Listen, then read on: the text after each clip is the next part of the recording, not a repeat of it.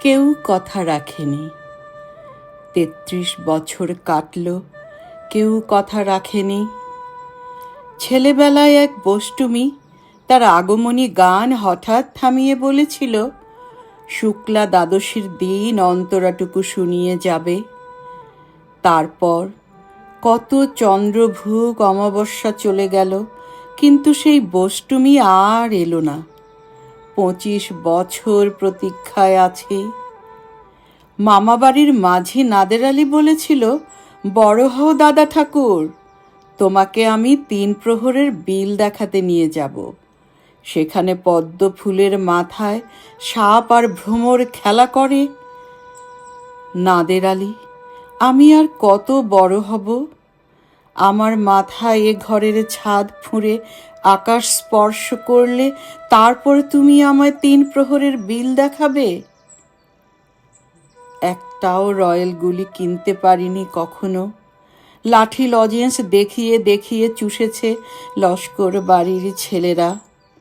ভিখিরির মতো চৌধুরীদের গেটে দাঁড়িয়ে দেখেছি ভিতরে রাস উৎসব। অবিরল রঙের ধারার মধ্যে সুবর্ণ কঙ্কন পরা ফর্সা রমণীরা কত রকম আমোদে হেসেছে। আমার দিকে তারা ফিরেও চায়নি। বাবা আমার কাঁধ ছুঁয়ে বলেছিলেন, দেখিস একদিন আমরাও। বাবা এখন অন্ধ, আমাদের দেখা হয়নি কিছুই। সেই রয়্যাল গুলি, সেই লাঠি লজেন্স, সেই রাস উৎসব আমায় কেউ ফিরিয়ে দেবে না। বুকের মধ্যে সুগন্ধি রুমাল রেখে বরুণা বলেছিল, যেদিন আমায় সত্যিকারের ভালোবাসবে সেদিন আমার বুকেও এরকম আতরের গন্ধ হবে।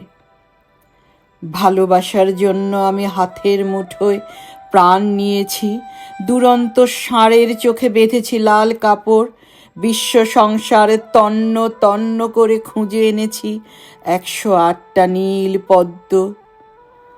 তবু কথা রাখিনি বরুণা। এখন তার বুকে শুধুই মাংসের গন্ধ। এখন সে যে কোনো নারী। কেউ কথা রাখেনি। ৩৩ বছর কাটল, কেউ কথা রাখে না।